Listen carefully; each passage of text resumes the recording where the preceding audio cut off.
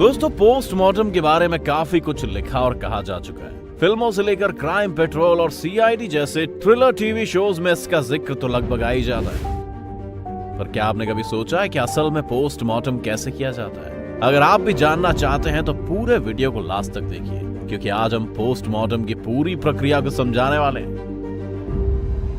Postmortem करने में काफी परेशानियां हैं, जैसे कि हर बार आपको शरीर सही रूप में नहीं मिलेगा। हो सकता है जिस डेड बॉडी का पोस्टमार्टम किया जा रहा है उसकी मौत किसी भयानक एक्सीडेंट से हुई, जिस वजह से शरीर को जोड़ना और उसे अच्छी तरह से एनालाइज करना मुश्किल हो सकता है। पर अभी के लिए हम ये मानकर चलते हैं कि एक नॉर्मल शरीर का पोस्टमार्टम किया जा रहा है। पोस्टमार्टम करने का मुख्य कारण मौत की वजह को जानना है, और हर पोस्टमार्टम के रिजल्ट में इनमें से कोई एक रिजल्ट निकलता है। या तो मौत नेचुरल थी, या होमिसाइड, या हत्या थी। मौत एक्सीडेंट या सुसाइड से भी हो सकती है, या फिर अगर बॉडी को पूरी तरह एनालाइज करने पर भी समझ ना आए तो मौत के कारण को अनडिटरमिन्ड घोषित किया जाता है। पोस्टमार्टम ज्यादातर मौत के 2 से 3 दिन के भीतर हो जाना चाहिए, वरना उसके बाद बॉडी डिकम्पोज होने लग जाती है और उस पर ऑपरेट करना और ज्यादा मुश्किल हो जाता है। पोस्टमार्टम के लिए कोई भी शरीर जब आता है तो सबसे पहले उसका एक्सटर्नल एग्जामिनेशन किया जाता है। एक्सटर्नल एग्जामिनेशन में सबसे पहले जिस हालत में शरीर आया है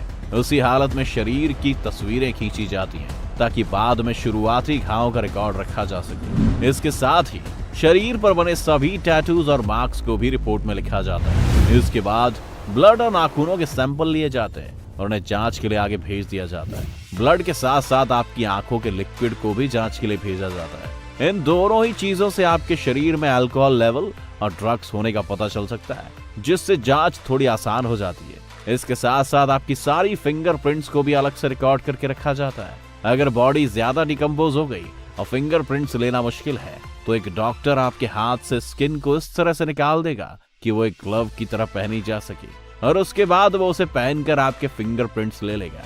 एक्सटर्नल एग्जामिनेशन में इनके साथ साथ बालों का भी सैंपल लिया जाता है, और आखिर में एक एक्सरे होता है। एक्सरे से काफी चीजें मालूम पड़ सकती हैं, जैसे कि अगर किसी को गोली लगी थी तो गन पाउडर सबसे ज्यादा कहाँ इकट्ठा हुआ है। अगर कोई टूटी हुई हड्डी है तो उस पर जो कट है वो क्या किसी हथियार से किया गया है या नेचुरल है। इसके बाद शरीर से उसके कपड़े निकाल कर उसे पूरी तरह निर्वस्त्र कर दिया जाता है, और उसके पीठ के पीछे एक रबर या वुडन ब्लॉक लगाकर उसके शरीर को छाती से ऊपर उठाया जाता है। अब अगर किसी मर्द का शरीर है तो इस पर वाई शेप में कट लगाए जाएंगे, और औरतों के लिए यू शेप में। ये कट आपके कंधों से शुरू होकर प्यूबिक बोन तक जाता है। इसके बाद डॉक्टर ऊपर की स्किन और बाकी लेयर्स को निकालकर इस हिस्से को पूरी तरह से खोल देते हैं, जिसके बाद शरीर के लैरिंग्स, फूड पाइप और आर्टरीज को अलग निकाल लिया जाता है। इसके बाद हार्ट, स्मॉल इंटेस्टाइन, पेट और सभी जरूरी ऑर्गन्स को कट लगाकर शरीर से बाहर निकाल लिया जाता है। पूरी पोस्टमार्टम की प्रक्रिया के दौरान हाथों और पैरों को तब तक नहीं खोलकर देखा जाता जब तक वो बिल्कुल ही जरूरी ना हो। अब निकाले गए पार्ट्स का अच्छे से वजन तोला जाता है। ऐसा इसलिए क्योंकि कुछ बीमारियां इस तरह की होती हैं जिनसे ऐसे हिस्सों का वजन कम या ज्यादा हो सकता है। इसके बाद स्मॉल इंटेस्टाइन और पेट में खाने की मात्रा चेक की जाती है। इसी से ज्यादातर डॉक्टर ये अंदाजा लगाते हैं कि शरीर की मौत कब हुई होगी। इसके बाद बाकी निकाले गए पार्ट्स के टिश्यू के सैंपल्स को टेस्टिंग के लिए आगे भेज दिया जाता है। अब बारी आती है दिमाग की। दिमाग को भी शरीर से अलग सिर्फ तब किया जाता है जब ये बहुत ही ज्यादा जरूरी हो। ऐसा होने पर रबर ब्लॉक को पीठ से हटाकर एक तकिए की तरह सर के पीछे रख दिया जाता है, और शरीर के एक कान से दूसरे कान तक माथे पर एक बड़ा कट लगाया जाता है, जिससे ऊपर की स्किन उतर जाए। स्किन उतरने के बाद स्कल को भी खोला जाता है। स्कल अलग होने के बाद सबसे पहले दिमाग को स्पाइनल कॉर्ड से अलग करके निकाल लिया जाता है, और यहाँ तक इससे कुछ ब्रेन टिश्यूज की जांच की जाती है, ताकि अल्जाइमर जैसी बीमारी के संकेतों को देखा जा सके। शरीर के बाकी पार्ट्स को भी डॉक्टर चाहे तो टॉक्सिकोलॉजी और क्रोमेटोग्राफी के लिए भी आगे भेज सकता है। ये ज्यादातर तब किया जाता है जब डॉक्टर को शक हो कि किसी इंसान को जहर देकर मारा गया है। सारे टेस्ट पूरे होने के बाद शरीर से निकाले गए अंगों के साथ क्या करना है वो डॉक्टर पर निर्भर करता है। ज्यादातर केसेस में सभी अंगों को वापस उनकी जगह पर लगाकर बॉडी को बेसबॉल स्टिचेस स्टाइल में वापस बंद कर दिया जाता है, लेकिन कभी कभी डॉक्टर्स पूरे अंग या कम से कम उसके कुछ हिस्से या टिश्यूज को स्टोर करके रख लेते हैं।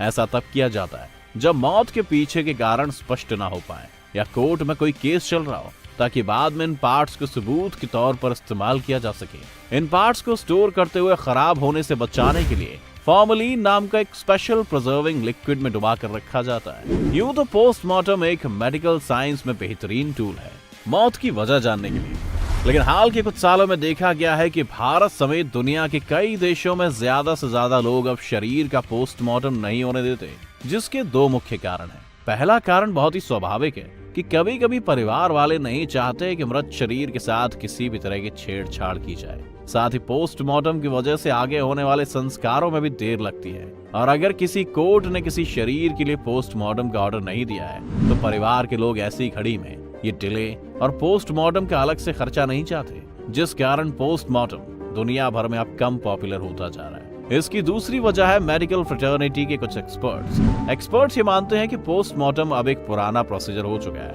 और हाल के सालों में मेडिकल साइंस ने इतनी तरक्की कर ली है कि पोस्टमार्टम किए बगैर ही ज्यादातर मौत की वजह का पता लगाया जा सकता है, जिस वजह से ज्यादातर केसेस में इसकी कोई जरूरत नहीं है। एक्सपर्ट्स के मुताबिक पोस्टमार्टम को अब एक विकल्प के रूप में लेना चाहिए, ना कि आखिरी। आप इस बारे में क्या सोचते हैं? अपनी राय हमें कमेंट सेक्शन में जरूर लिखिएगा। साथ ही अगर आप ऐसी और वीडियोस चैनल पर देखना पसंद करते हैं तो हमें कमेंट सेक्शन में जरूर बताएं। वीडियो पसंद आने पर वीडियो को लाइक करना और चैनल को सब्सक्राइब करना ना भूलें।